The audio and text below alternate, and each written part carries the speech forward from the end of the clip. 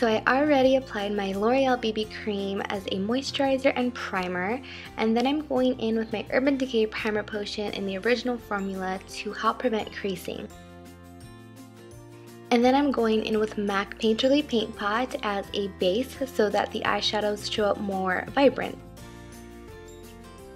Taking Mauve from the Lorac Pro Palette, I'm going to be blending that in my crease with a MAC 224 brush, and I'm just going to put that all over from the outer crease up into the inner crease.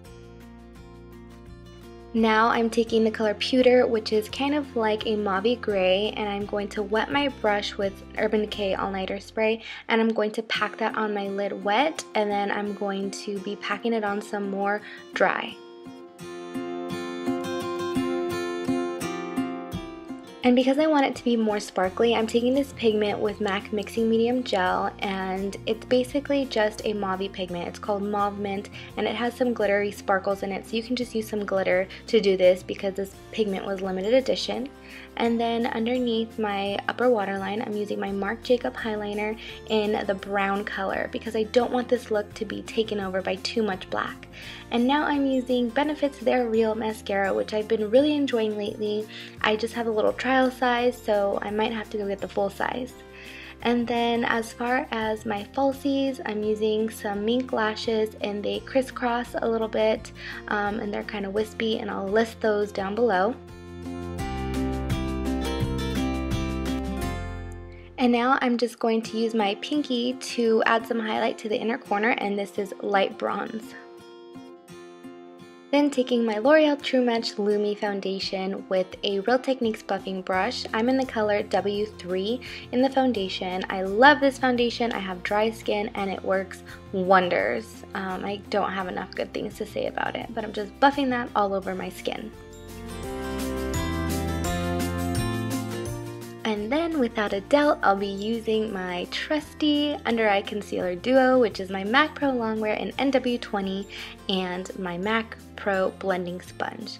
So that goes under my eyes, down my nose, above my lip, and on my chin, and a little on my forehead.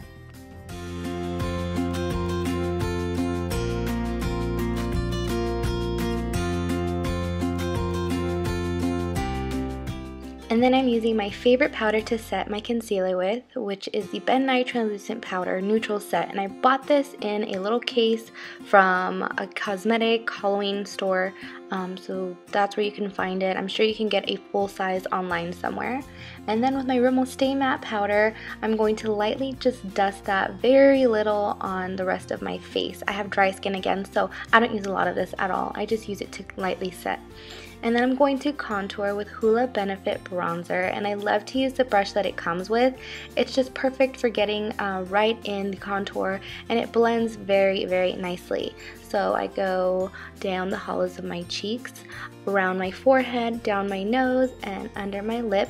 And then I'm going to blend that out with the Real Techniques contour blending brush, which I think that's what it's called.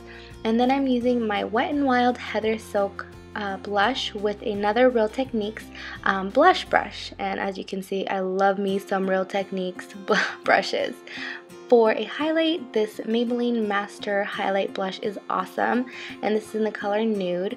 I'm applying that with a fan brush that I got from lightinthebox.com. I love this website. They have some amazing brushes, and I will list them down below.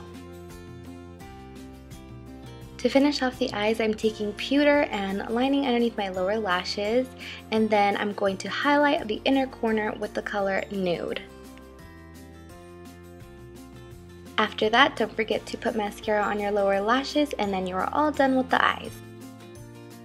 So I have 3 lip combos. This is NYX Lip Butter in Maple Blondie, or you can do something more pink, which this is Maybelline Fuchsia Fever, which is a nice pop of pink, or you can do Maybelline Blushing Beige, and then I topped it off with NYX Butter Gloss in Vanilla Cream Pie, and this is the color that I chose to stick with.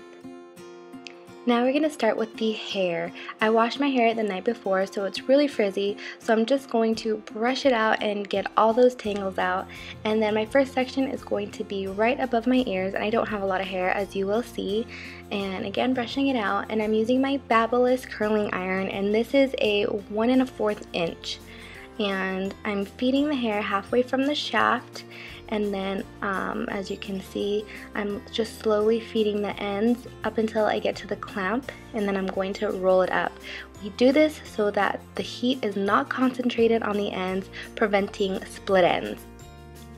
Also, this first section we are curling it under. I like to go through the hair a little bit just so that I can tame the frizziness, and that really helps get a silky looking curl.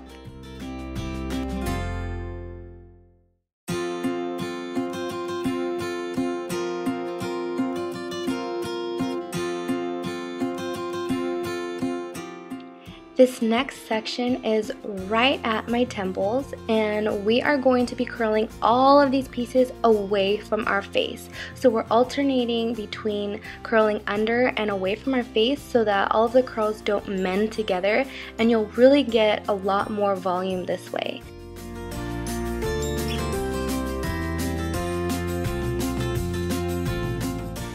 Now for the next section, this is going to be above our temples, and what you want to do is curl the pieces towards the back of your head under for more volume.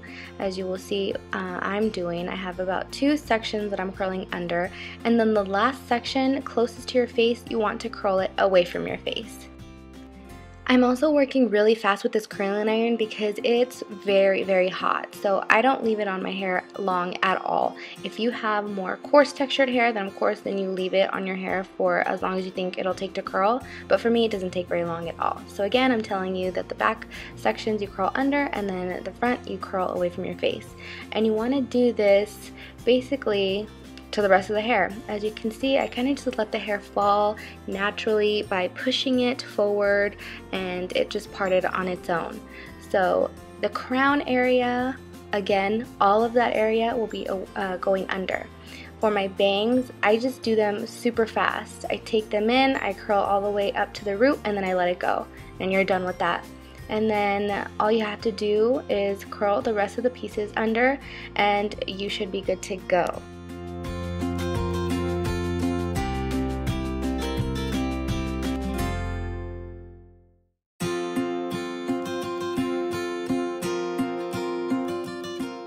For the top crown area, I'm still curling them under, but I'm facing it going toward the back so that I have a lot of volume, and then I'm shaking it out so I can kind of cool it down and let it set.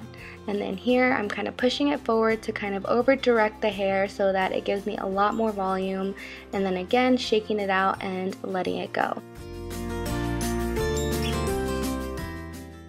I'm using a shine spray because sometimes I feel like serums will weigh my hair down, so I love to use shine sprays, and it gives your hair such a nice sheen. And once your hair is cooled down, I'm just going to lightly finger comb through my hair, kind of mess it up a little bit so it's not so perfect. And then I also like to shake it out to get the maximum volume, because we curled our hair in different directions. It'll just basically sit on top of each other rather than just mend together.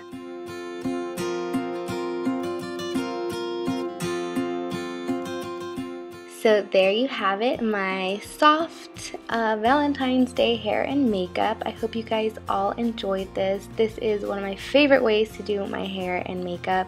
Thank you guys so much for watching, and I'll see you in my next video. Bye!